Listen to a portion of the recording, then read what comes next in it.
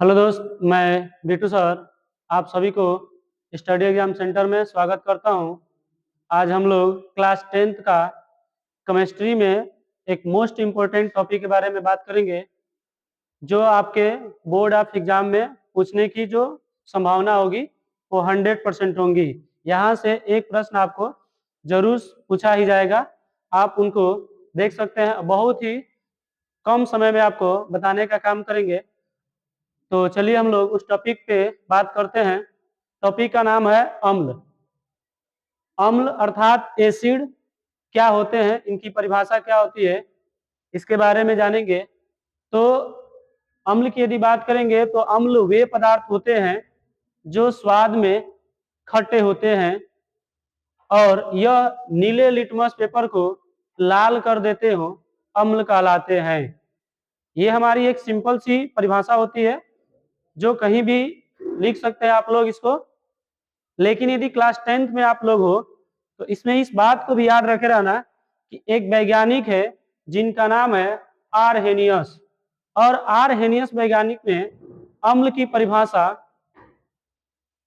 दूसरे शब्दों में बताया और उन्होंने कहा कि वे जो हमारा अम्ल पदार्थ होते हैं वे पदार्थ होते हैं जो जल में विलय होकर अर्थात जल विलयन में वियोजित होकर हाइड्रोजन आयन अर्थात H धनायन देते हैं, अम्ल कहलाते हैं। ये आरहेनियस के अनुसार परिभाषा रहा और ये आपका जो रहा सिंपली परिभाषा है। अर्थात यदि अम्ल की परिभाषा लिखने आपके बोर्ड ऑफ एग्जाम में आएगा तो दोनों आप लिखकर आ सकते हैं। पहले अम्ल लिखेंगे कि वे पदार्थ जो स्वाद में खट्टे होते हैं तथा नीले लिटमस पेपर को लाल कर देते हो, उसे हम लोग अम्ल कहेंगे। अर्थात यदि हम अम्ल को नीले लिटमस पेपर पे एक बूंद गिराएंगे तो वो कैसा हो जाएगा जी? लाल हो जाएगा।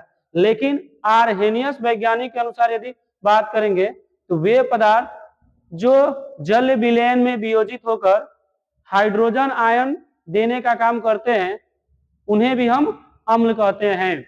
अब उदाहरण के तौर पे यदि बात करेंगे तो अम्ल कौन कौन से होते हैं जी?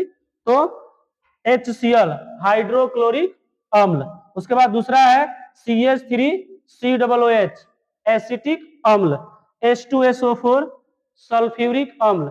इस तरह हमारा क्या कुछ रासायनिक अम्ल है।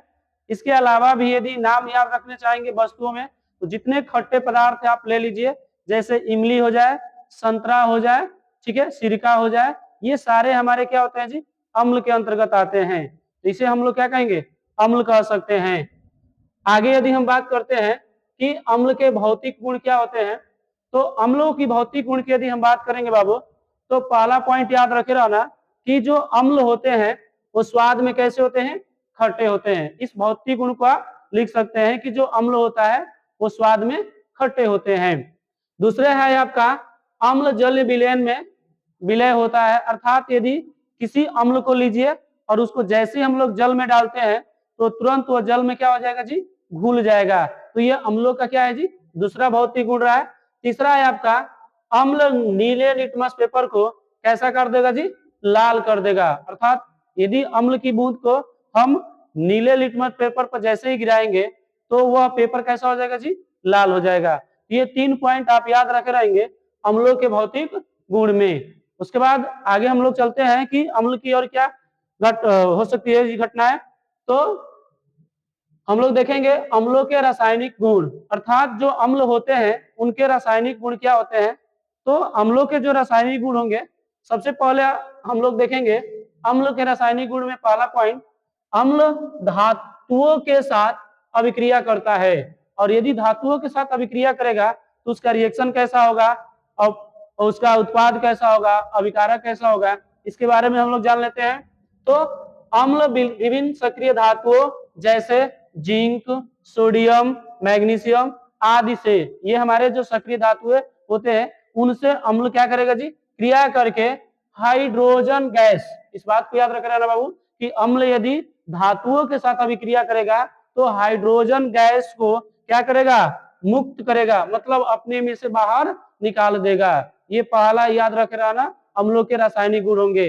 अर्थात हेडिंग आप बना सकते हैं बाबू कि धातुओं के साथ अम्लों की अभिक्रिया, और आप लिख सकते हैं कि जितने भी हमारे सक्रिय धातुएं होते हैं अम्लों के साथ क्रिया करके हाइड्रोजन गैस को क्या करते हैं, मुक्त करते हैं। अब एक एग्जाम्पल लेता हूं।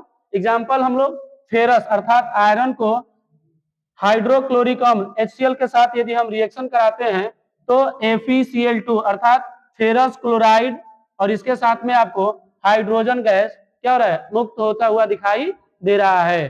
तो इस तरह हम लोग क्या कर सकते हैं जी कि जो भी धातुएं होते हैं वो अम्लों के साथ अभिक्रिया करके हाइड्रोजन गैस का क्या करती है, विस्थापन करती है या मुक्त करती है।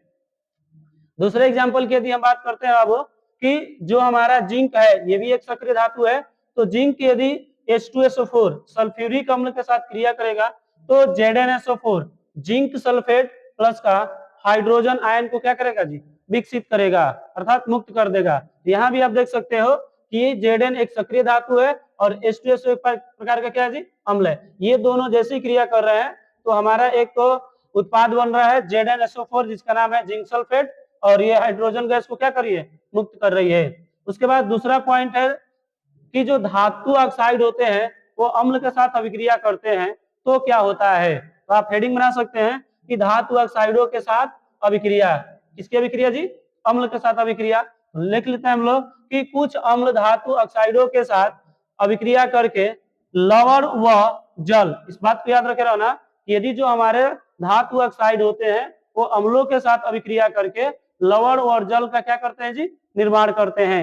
एक एग्जाम्पल के से देखते हैं हम लोग कि CaO कैल्शियम ऑक्साइड को HCl हाइड्रोक्लोरिक अम्ल के साथ जैसे हम रिएक्शन कराते हैं तो हमको CaCl2 कैल्शियम क्लोराइड और H2O जल का क्या होता है जी, निर्माण होता है। और कैल्शियम क्लोराइड को हम लवण भी कह सकते हैं।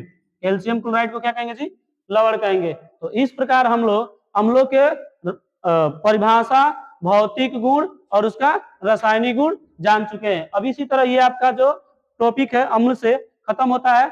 आगे हम लोग नेक्स्ट वीडियो में आपको क्षार के बारे में पढ़ाएंगे। तो यहाँ तक यदि आपको समझ में आ रहा होगा तो इस वीडियो को लाइक कीजिएगा, सब्सक्राइब कीजिएगा और अपने दोस्तों के यहाँ ज्यादा से ज्यादा शेयर कीजिए ताकि ऐसे ही बहुत सारे टॉपिक पे क्लास 10th या 12th के जो भी हमारे मोस्ट इंपोर्टेंट क्वेश्चन होंगे उसको लाने का प्रयास किया जाएगा। तो आज के लिए इतना है, तब तक के लिए जय हिंद, जय भारत।